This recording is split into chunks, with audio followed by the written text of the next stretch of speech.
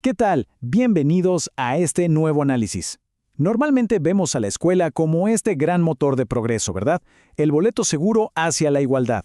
Bueno, hoy vamos a darle una vuelta de tuerca a eso. Vamos a ponernos unas gafas sociológicas bastante reveladoras para deconstruir la escolarización tradicional y ver exactamente qué es lo que ocurre ahí adentro, todos los días. Así que, la pregunta del millón es esta. ¿Es la escuela un terreno realmente neutral para aprender? Digo, la promesa oficial suena genial, un espacio donde se transmite conocimiento y las oportunidades son para todos por igual. Súper reconfortante. Pero los textos que vamos a desglosar hoy nos obligan a frenar y cuestionar esto a fondo. ¿Estamos cruzando un puente hacia el libre pensamiento o simplemente estamos siendo entrenados para obedecer y encajar? Todo bajo un lindo barniz de conocimiento. Para desentrañar todo esto, nuestro análisis tiene 6 paradas rápidas. 1. El mito de la meritocracia. 2. El famoso currículo oculto. 3. Cómo las calificaciones crean dependencia emocional. 4. ¿Qué es eso del capital cultural? 5. Un mini tutorial súper práctico para identificar quién tiene el control. Y finalmente, la educación bancaria versus la educación liberadora. ¡Vamos a darle! Arrancamos con el punto número 1.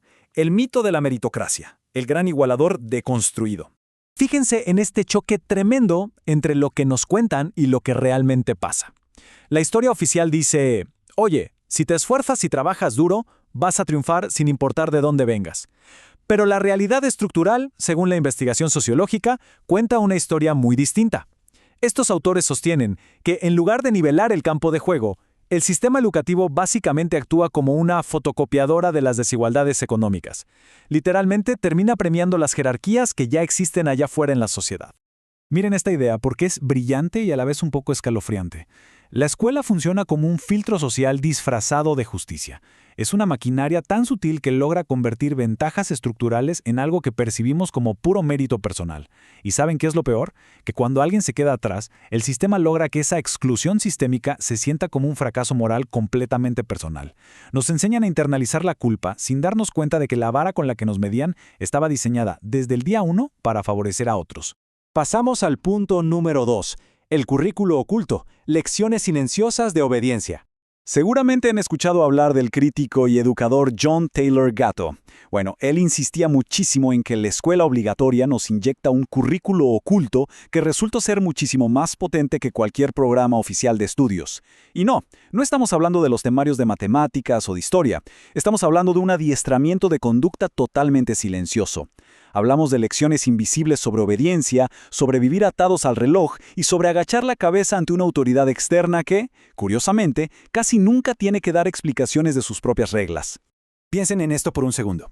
El timbre suena y ¡boom! Tienen que cortar su línea de pensamiento de golpe. Básicamente nos enseñan que nuestra curiosidad personal vale mucho menos que el horario de la institución. Y las materias están totalmente aisladas unas de otras, metidas en cajas rígidas.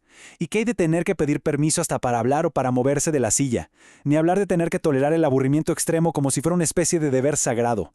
Todo esto no es casualidad, son liturgias diarias de subordinación. Poco a poco, casi sin darnos cuenta, nos van entrenando para aceptar la sumisión y la jerarquía como un clima completamente natural en la vida. Y esto nos lleva directo al punto 3. Calificaciones y dependencia emocional. La adicción a la aprobación externa. A ver, la mayoría crecimos creyendo el mito de que sacar un 10 o una calificación perfecta reflejaba fielmente qué tan brillante o inteligente era alguien en su estado más puro. Pero teóricos y críticos culturales, como Christopher Lasch, se dieron cuenta de un efecto secundario gigantesco a nivel psicológico. Nos dicen que en realidad las calificaciones generan una adicción profunda a la validación externa. El estudiante aprende día tras día a medir su propio valor únicamente a través de la mirada y la aprobación de la persona que lo está calificando.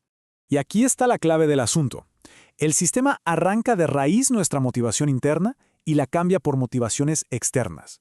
Dejamos de estudiar por curiosidad y empezamos a estudiar por puro terror a equivocarnos, a no encajar, a que nos reprueben.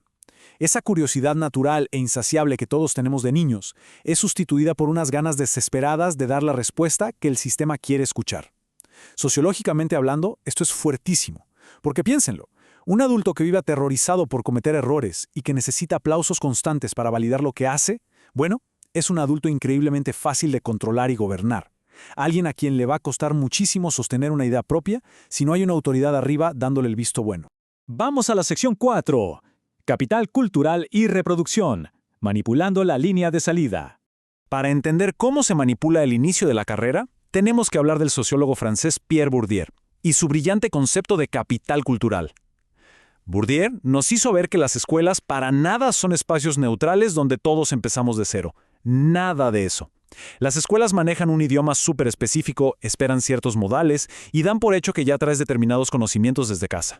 Y claro, el sistema termina premiando, como si fuera puro talento natural, el vocabulario y las costumbres que las familias de las clases dominantes ya les enseñaron a sus hijos desde la cuna. Todo esto se complementa perfecto con la idea del control simbólico de Basil Bernstein. Él explica que las escuelas ejercen disciplina al ser ellas quienes definen qué tipo de lenguaje, qué formas de expresión y hasta qué sensibilidades son las correctas u oficiales.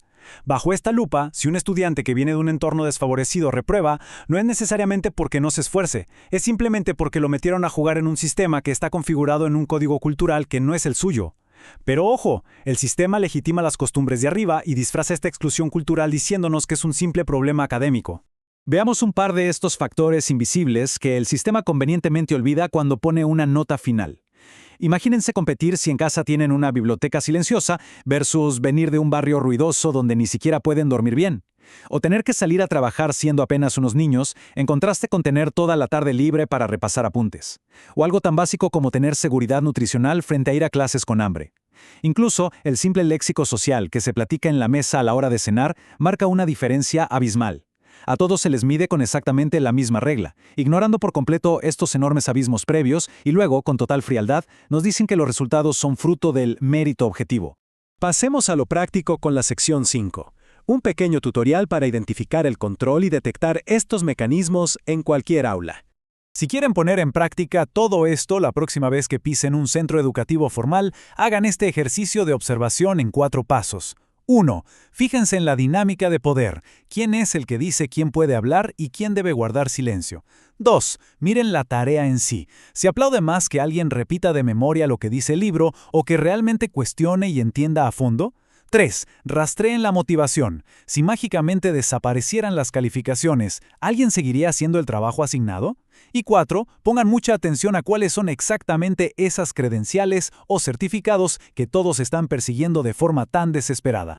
Ese último punto sobre las credenciales es justo de lo que hablaba el sociólogo Randall Collins y su famosa idea de la maquinaria de las credenciales. Él nos dice que muchas veces el verdadero objetivo ya ni siquiera es aprender. Se trata de sobrevivir a los trámites. Conseguir un diploma no es necesariamente la prueba irrefutable de que alguien es un genio intelectual, Muy a menudo es simplemente el recibo que demuestra que esa persona supo adaptarse exitosamente a los filtros de la institución. Demuestra que supo acatar las reglas, memorizar lo justo a tiempo y, sobre todo, no cuestionar demasiado cómo funciona la estructura de mando.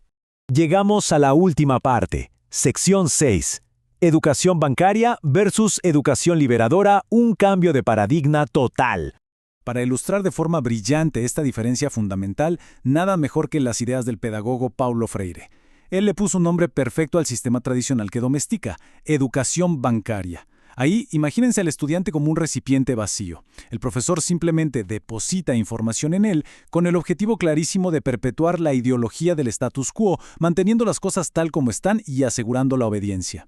Pero Freire nos propone una alternativa, la educación liberadora.